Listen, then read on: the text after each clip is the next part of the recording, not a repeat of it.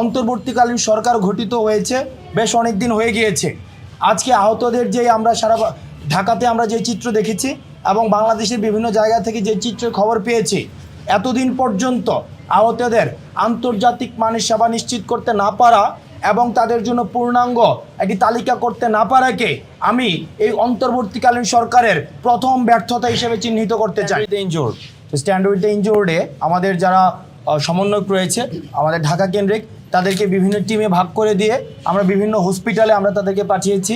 আমি নিজে জাতীয় চক্ষু হসপিটাল, নিউরোসায়েন্স হসপিটাল, তারপর হচ্ছে burn unit, Mugda medical college, ধানমন্ডিতে আমরা মেডিকেল কলেজে পরিদর্শনে গিয়েছি।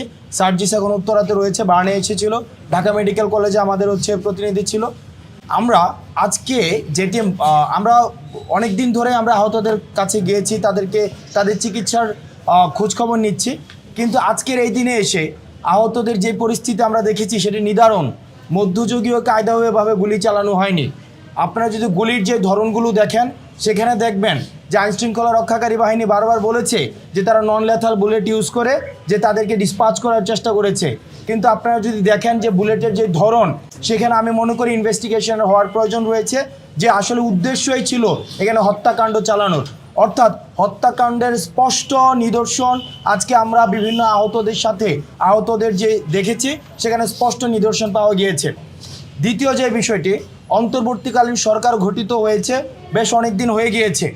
আজকে আহতদের যে আমরা সারা ঢাকাতে আমরা যে চিত্র দেখেছি এবং বাংলাদেশের বিভিন্ন জায়গা থেকে যে চিত্রের খবর পেয়েছি, এতদিন পর্যন্ত আহতদের আন্তর্জাতিক মানের সেবা নিশ্চিত করতে না পারা এবং তাদের জন্য পূর্ণাঙ্গ একটি তালিকা করতে না পারাকে আমি এই অন্তর্বর্তীকালীন সরকারের প্রথম ব্যর্থতা হিসেবে চিহ্নিত করতে চাই।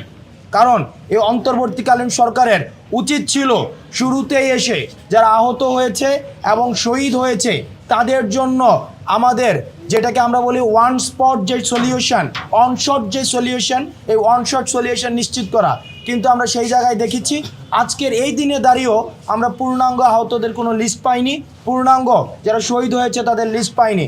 আমরা ছাত্রদের জায়গা থেকে আমরা অক্লান্ত পরিশ্রম করে যাচ্ছি, কিন্তু একটা বিষয় মনে করে দিতে চাই, আমাদের কিন্তু কোনো অথরিটি নেই। এই যে আপনারা যে দেখছেন ট্রাফিক পুলিশ নিয়ন্ত্রণ করছে শিক্ষার্থীরা, বা আমরা বিভিন্ন হসপিটালে ছুটে যাচ্ছি, বিভিন্ন ধরনের আইনশৃঙ্খলা পরিস্থিতিকে স্বাভাবিক করার চেষ্টা করছি, এটি কিন্তু পুরোটি হচ্ছে স্বেচ্ছাসেবীমূলক একটি কাজ। এখানে কোনো ধরনের আমাদের পলিটিক্যাল অথরিটি নেই, আমাদের আইনগত কোনো অথরিটি নেই।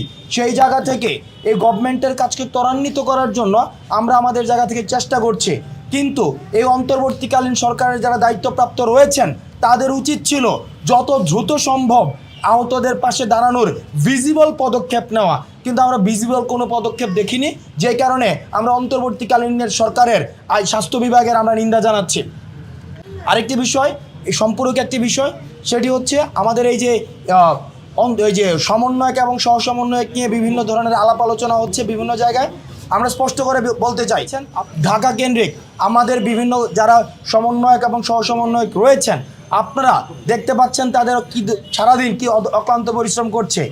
আপনারা যদি দেখেন কেউ সমন্বয়ক এবং সহসমন্বয়ক নামে বিশেষ কোনো সুযোগ সুবিধা কোথাও চাচ্ছে, আপনাদের সাথে বিশেষ কোনো সম্পর্ক তৈরি করার চেষ্টা করছে, বা সরকারের কোনো প্রশাসনে গিয়ে বিশেষ কোনো সুযোগ সুবিধা চাচ্ছে, আপনারা তাদের আইনের হাতে সোপর্দ করুন। কারণ আমাদের কোনো এজেন্সি নেই, লেজিটিমেসি নেই যে আমরা কোনো বিশেষ সুযোগ সুবিধা আমরা দাবি করব।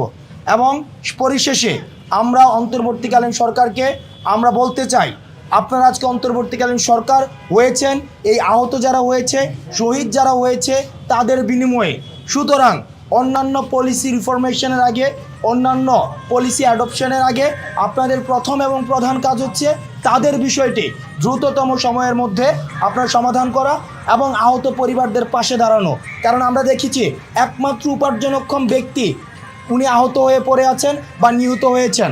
সুতরাং আমরা আর অ্যাসপাইরেশনাল স্পিচ শুনতে চাই না, বড় বড় গল্প শুনতে চাই না, এটা করে ফেলবো সেটা করে ফেলবো শুনতে চাই না, ব্লেমিং গেম আমরা শুনতে চাই না, দোষ ওর ঘাড়ে চাপানো, আওয়ামী জামাত বিএনপি ফেসিবাদের উপরে দোষ চাপানোর যে ব্লেমিং টেকিংয়ের যে বিষয়টি সেটি আর আমরা শুনতে চাই না। আমরা দৃশ্যমান পদক্ষেপ দেখতে চাই। আমরা দেখতে চাই আগামী 24 ঘন্টার মধ্যে স্বাস্থ্য মন্ত্রণালয় কী ধরনের পদক্ষেপ নেয় এবং গণমাধ্যম কর্মী যারা রয়েছেন, আপনারা স্বাস্থ্য মন্ত্রণালয়ের দায়িত্ব যারা রয়েছেন, তাদেরকে 24 ঘন্টার মধ্যে তাদের দৃশ্যমান পদক্ষেপ সম্পর্কে আপনারা তাদেরকে প্রশ্ন করুন এবং জনগণের প্রশ্ন তাদের কাছে তাদেরকে করে তাদেরকে জবাবদিহিতার আওতায় নিয়ে আসুন।